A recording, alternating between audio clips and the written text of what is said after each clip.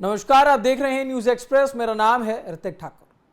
दिल्ली का जंतर मंतर, जहां पर 21 अगस्त को हजारों युवाओं का गुस्सा सड़कों पर उतरा, जिस आंदोलन ने सोशल मीडिया से लेकर के दिल्ली की सत्ता तक हलचल मचा कर रख दी।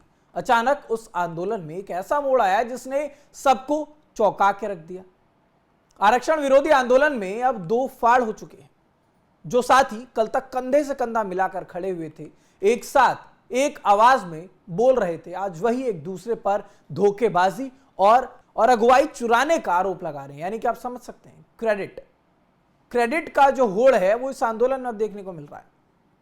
अब ये आखिर 24 घंटे के अंदर हर्ष दुबे और आदित्य राज के बीच ऐसा क्या हो गया कि आंदोलन दो हिस्सों में बटा। आपको बताऊंगा, पूरी कहानी वीडियो को अंत तक जरूर देखिएगा। मामला शुरू हुआ था 21 अगस्त से। प्रदर्शन के ठीक बाद जंतर मंतर पर बहुत ज्यादा जो विरोध प्रदर्शन हो रहा था, वहां पर भारी भीड़ आई थी। उम्मीद की जा रही थी कि आंदोलनकारी केंद्र सरकार के प्रतिनिधियों के साथ मुलाकात करेंगे, लेकिन अचानक से खबर आई कि आंदोलन का जो सबसे मुख्य चेहरा, प्रमुख चेहरा माने जा रहे थे, हर्ष दुबे, वो तो लखनऊ पहुंच चुके हैं। वो जंतर मंतर पर है ही नहीं। हर्ष दुबे ने उत्तर प्रदेश के उप मुख्यमंत्री ब्रजेश पाठक के साथ एक प्रेस कॉन्फ्रेंस की। इस संयुक्त प्रेस कॉन्फ्रेंस में डिप्टी सीएम ब्रजेश पाठक ने छात्रों को आश्वासन दिया कि उनकी चिंताओं पर सरकार गंभीर है, उस पर विचार कर रही है। 2 दिन के अंदर इस पर कुछ ना कुछ जो निर्णय है या विचार होगा वो सामने आकर के सरकार बताएगी। उन्होंने अपने सोशल मीडिया पर भी लिखा कि हर्ष दुबे के नेतृत्व में आए प्रतिनिधिमंडल से मेरी बात हुई है। बस इसी जगह से जो ये आंदोलन है, उस आग में घी पड़ गया। जैसे ही लखनऊ की तस्वीरें सामने आई, जंतर मंतर पर डटे हुए दूसरे बड़े एक्टिविस्ट आदित्य राज सिंह और उनके जो साथी हैं वो भड़क गए। आदित्य राज सिंह का सीधा सवाल था कि जब बातचीत केंद्र सरकार के मंत्री से होनी थी तो हर्ष दुबे अकेले यूपी के डिप्टी सीएम के पास पहुंचे क्यों। आदित्य राज सिंह का यह आरोप है कि हर्ष दुबे ने किसी से भी सलाह नहीं ली, अपनी मर्जी से यह प्रेस कॉन्फ्रेंस कर ली। उन्होंने कहा कि आंदोलन किसी एक व्यक्ति या फिर हर्ष दुबे का नहीं है, ये समाज और युवाओं का आंदोलन है। डिप्टी सीएम का ये लिखना कि हर्ष दुबे के नेतृत्व में ये आंदोलन चल रहा है, ये बिल्कुल ठीक नहीं है। अब कई सारे लोग जो इस आंदोलन से जुड़े थे, उन्हें इस बात से नाराजगी हुई कि हर्ष दुबे के नेतृत्व में आंदोलन चल रहा है। ये बात उनको नागवार गुजरी और इस आंदोलन को हाईजैक करने की कोशिश अब बता दी गई है। तो अब ऐसे में ये बहुत बड़ा जो आरोप है वो हर्ष दुबे पर लगा। अब देखने में ये आ रहा है कि जिस आंदोलन को लेकर बहुत सारी उम्मीदें लोगों को थी, रिजर्वेशन में रिफॉर्म्स की बात कर रहे थे, हटाने की बात कर रहे थे, आरक्षण विरोध की बात कर रहे थे, उन सारी चीजों में अभी आंदोलन ही अपने आप में दो फाड़ हो गया। जो लोग सबसे आगे आए थे, उठ के खड़े हुए थे कि हम इस आंदोलन की बात करेंगे, हम यहाँ पर आरक्षण की बात करेंगे, आज वही लोग लड़ रहे हैं आपस में कि नहीं हमने इस आंदोलन को खड़ा किया, तो नहीं हमने इस आंदोलन को खड़ा किया। सवाल है कि जब बात केंद्रीय मंत्री से होनी थी तो बात उत्तर प्रदेश के मुख्यमंत्री से क्यों हुई। अब जब हर्ष दुबे पर भी आरोप लगे तो हर्ष दुबे भी चुप नहीं बैठे। उन्होंने सामने आकर अपनी सफाई दी और विरोधियों को, जो उनका विरोध कर रहे हैं, उन्हें कड़ा जवाब दिया। हर्ष दुबे का कहना है कि उन्होंने आंदोलन से कोई भी समझौता नहीं किया है। उन्होंने सरकार को अपनी मांगे सुनने के लिए सिर्फ 2 दिन का अल्टीमेटम दिया है। हर्ष ने यहां तक कहा कि सरकार की इतनी हैसियत नहीं है कि मुझे खरीद सके। पहले आप वो बयान सुनिए। न सरकार की इतनी हैसियत है, न प्रशासन की जो मुझे खरीद सके। गला खराब दिक्कत लग सकती है। न सरकार की हैसियत है, न प्रशासन की जो खरीद सके मुझे। वो मुझे ज्ञान देने आना जो 10,000 रुपए पे सरकार के लिए वीडियो बनाते हैं, थोड़ी थोड़ी लाइक पाने के लिए आंदोलन को खराब करने की कोशिश करते हैं। मैं आप सबको आश्वस्त करता हूं कि इन लोगों को बहकाने दो, लेकिन सारी बातों को क्लियर कर देंगे। मैं सरकारी दफ्तर में बैठकर ये बातें बोल रहा हूं। शायद ये वीडियो थोड़ी देर में डिलीट करवा दिया जाए, लेकिन ध्यान रखना, सरकार की हैसियत नहीं है जो हमारे आंदोलन को रोक सके।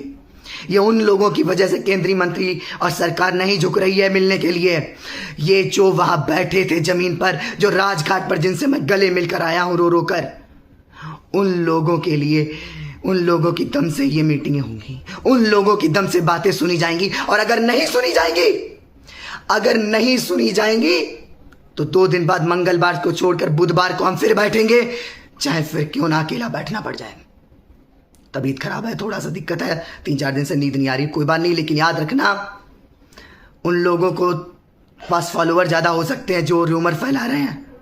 उन लोगों से पूछना जरा 21 तारीख की परमिशन की किस किस ने अपने स्टोरी पर वीडियो लगाई थी पहले, एक दो दिन पहले जब माहौल पता चल गया कि बहुत लोग आ रहे हैं, जनसमूह आ रहा है, तब तो साथ आ गए। तो उससे पहले बोल बोल कर थक गया था कि प्लीज़ इस विषय पर चर्चा कीजिए, वीडियो बनाइए, स्टोरी लगाइए कि 21 को प्रोटेस्ट है, हम लोग जाएंगे, शांतिपूर्ण तरीके से करेंगे।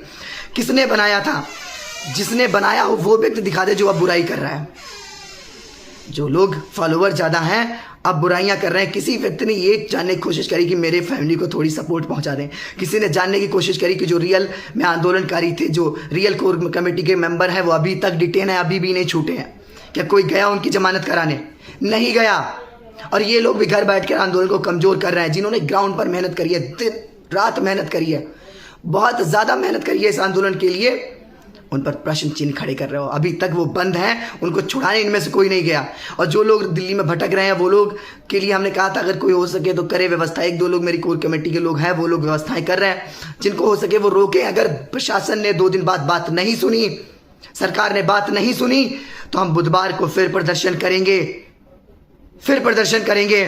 भले क्यों ना ये बुधवार को भी हमें ना छोड़ें, ना हम शायद आ पाए तुम्हारे पास तक, लेकिन हम प्रदर्शन बुधवार को करेंगे अगर बातें नहीं मानी गई। ध्यान रखना।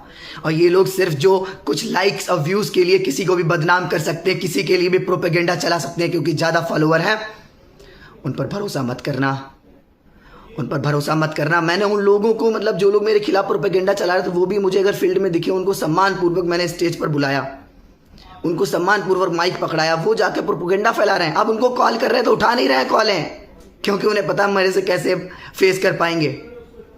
जिसको कुछ पता नहीं है आगे का ना पीछे का, क्या हुआ है, कहाँ क्या हुआ है, कैसे हुआ है, वो बहका रहे हैं। विधायकी की टिकट मिल गई पापा को तुम्हारे, विधायकी की टिकट का मेरे गांव जाकर एक बार पूछना जाके कि स्वाभिमान नहीं बेचते हैं हम लोग, तुम्हारी तरह 10-10 हज़ार रुपये में वीडियो नहीं बनाते हैं, सरकारों के लिए काम नहीं करते हैं। जो लोग हमें वहाँ मिले थे उस दिन राजघाट पर, उनसे मिलना चाहेंगे। वो लोग अगर अभी भी हैं तो हम उनसे मिलने आएंगे जैसे यहाँ से निकलेंगे। और बुधवार को अगर नहीं मांगे, मंगल तक सुनी गई, तो बुधवार को प्रदर्शन करेंगे। सरकार और प्रशासन सुन ले कान खोलकर। तो फिलहाल जब मामला बहुत ज्यादा गर्माया तो हर्ष दुबे ने यह साफ किया कि अगर 2 दिन में प्रशासन ने उनकी मांगे नहीं मानी तो वो एक बार फिर से दिल्ली के जंतर मंतर पर धरना देंगे। जितने लोग थे वो जुटेंगे, और अगर कोई नहीं जुटा तो हर्ष दुबे कह रहे हैं मैं तो अकेला जाकर के बैठ जाऊंगा, चाहे इसके लिए कुछ भी करना पड़े। लेकिन अब सवाल उठता है कि क्या नेताओं और एक्टिविस्ट के बीच की जो ये आपसी जंग है, इससे उस आंदोलन में बैठे हुए लोगों को कोई कमजोरी महसूस हो रही होगी, कोई असहजता महसूस हो रही होगी? क्योंकि एक तरफ जहां हर्ष दुबे 21 अगस्त के प्रदर्शन के मुख्य आयोजक में से एक रहे, और जमीनी स्तर पर जुड़ने वाले जो छात्र, जो लोग थे, अब वो असमंजस में हैं।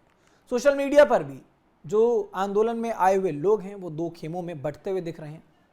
कुछ लोग हर्ष दुबे की रणनीति को सही ठहरा रहे हैं तो कुछ आदित्य राज सिंह के स्टैंड का समर्थन भी कर रहे हैं। लेकिन असली नुकसान उन लोगों का है, उन आंदोलनकारियों का, प्रदर्शनकारियों का है जो एक ठोस मांग के साथ सड़कों पर उतरे थे।